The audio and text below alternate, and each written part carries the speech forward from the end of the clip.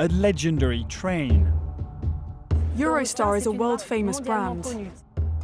that almost didn't survive the pandemic. We lost roughly 80% of our passengers, 80% of our revenues. So it had to reinvent itself. On entre dans le tunnel. We're entering the tunnel, we're inside, there you have it. On y est. Et voilà, 30 30 years. ans.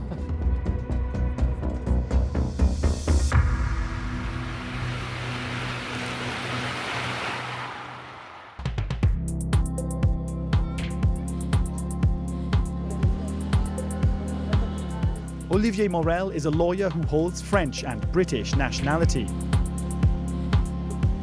A regular Eurostar passenger since the service launched 30 years ago, he travels between France and the UK for work. For him, and many of his fellow passengers, the rail link between Paris and London has been a game changer. Suddenly, you had this train that took you from the center of London to the center of Paris. That was brilliant. I mean, that really was a complete, change. We've forgotten, of course, because it's now taken for granted. But it's such an amazing thing if you think about it. The idea of building a tunnel under the Channel has been around since the Industrial Revolution. In 1802, plans were presented to Napoleon by an engineer, but the project was quickly abandoned. England feared that it could be invaded. It wasn't until the 1970s and the enlargement of the European community that the UK finally gave the green light. Margaret Thatcher realised that the UK, Grand Britannia, had to have a connection with Europe without having to worry about the sea and indeed without having to fly. So this was always something which was going to be of far more benefit for the UK than it would be for France and the rest of the European Union. Margaret Thatcher realised that. It was in Paris on November 30th, 1984, that Margaret Thatcher signed an agreement with French President François Mitterrand, paving the way for the tunnel's construction. Nous pouvons aussi annoncer notre volonté commune de mettre en place des services de trains à grande vitesse qui fonctionneront entre Paris et Londres à compter du jour d'ouverture du tunnel. One of the most ambitious construction projects of the century was finally underway. 10,000 people worked and 7 tunnel boring machines were used to dig 3 tunnels, each 50 kilometers long. It took less than 10 years to build, a remarkable feat. Madame, Monsieur, bonsoir. Le rêve de Jules César, de Napoléon et de bien d'autres est enfin exaucé.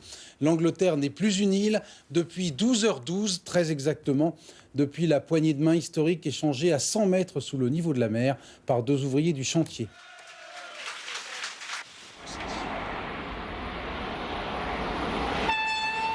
On November 14th, 1994, Eurostar launched its high-speed rail service.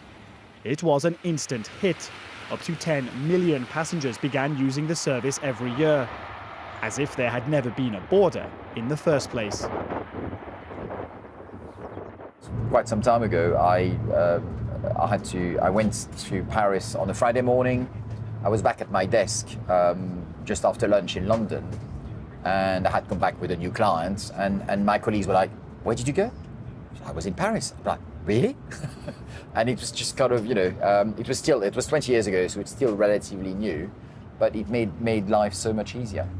Lundi 23 janvier 1995, l'Eurostar stoppe en gare de Calais-Frétin. At first, it was hoped the service would help boost development in French and British regions where it stopped. The people of the county of Kent, between London and the Channel Tunnel, were quite upset because the high-speed line tore through their beautiful countryside. But they were told, don't worry, you will have 2 stations in Kent, at Ebbsfleet and at Ashford. You could travel in winter to Bourg-Saint-Maurice, to Marseille, to Avignon, to Lyon. Eurostar was already expanding its routes. Apart from some breakdowns, the service never suffered a major incident. There have been 3 fires in the tunnel, but it's true that every time they were handled quickly, so there weren't any serious consequences, even though fires are what's feared the most in a tunnel.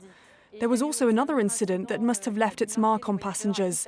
The Eurostars that broke down because of snow. 5 Eurostars ended up stuck in the tunnel, and after being stranded for 13 hours, the passengers had to be evacuated. But nothing seemed to stop Eurostar's success until June 2016 and Britain's shock vote to leave the European Union. For Eurostar, it meant the return of customs and border controls. It's kind of strange because we're so close neighbours that it's now so different. But worse was still to come. The COVID-19 pandemic almost delivered the mortal blow for the Eurostar. I think Eurostar was harder hit by the COVID pandemic than any other transport provider in Europe because it had to keep running trains between London and Paris. Sometimes there were just a handful of people on them. It's very simple. We lost 80% of our passengers and 80% of our revenues, so we reduced our service to only a few trains per day.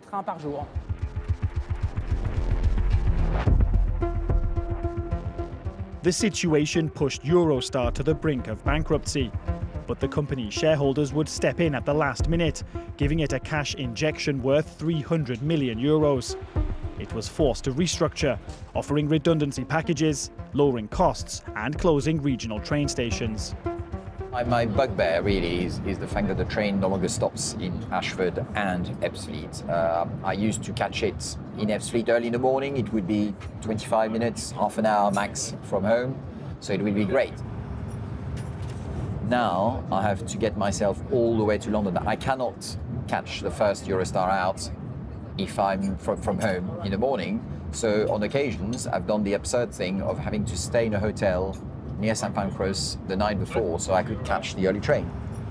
Eurostar was forced to close, at least temporarily, stations at Ebbsfleet, Ashford and Calais.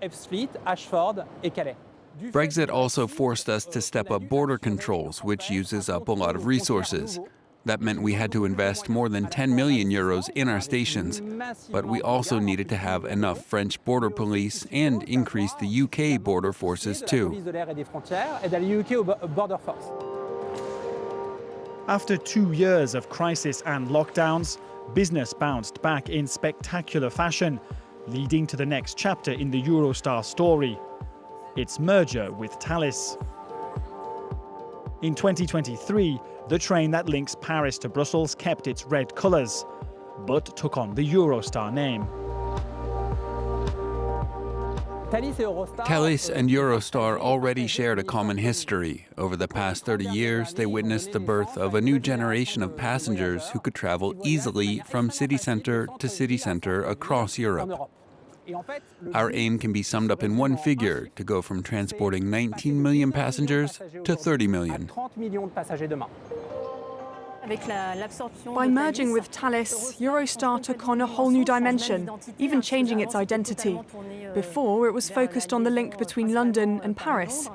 Now, it looks further afield, to northwestern Europe, Luxembourg, Germany. To match its new ambitions, Eurostar moved its central control room from Lille to Brussels.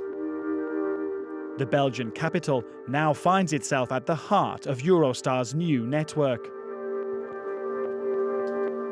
We're arriving here in the most sacred of places, the control center of Eurostar's operations. Roughly 100 operators work around the clock 7 days a week, 365 days per year, to supervise around 100 trains every day.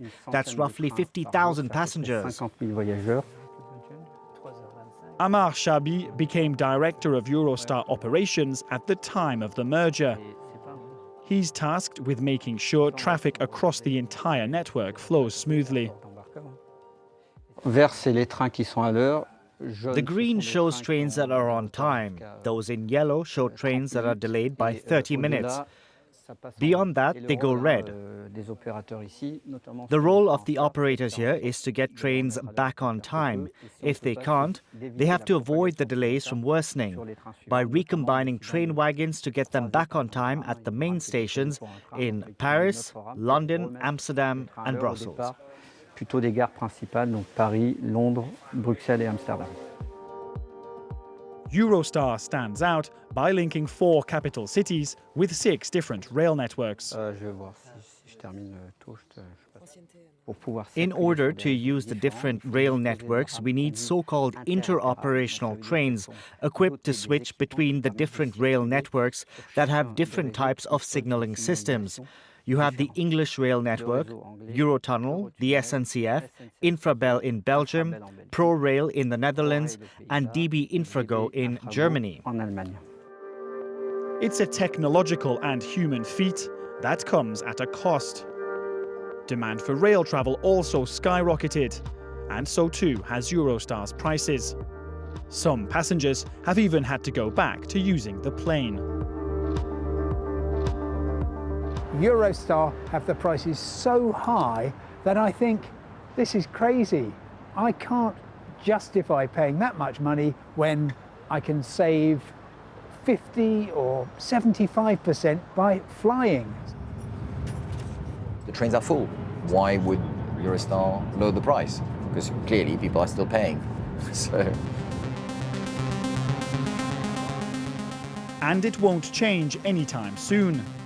The service has attracted passengers from across the world who choose Eurostar to discover Europe. 30 years on, the Eurostar success story continues.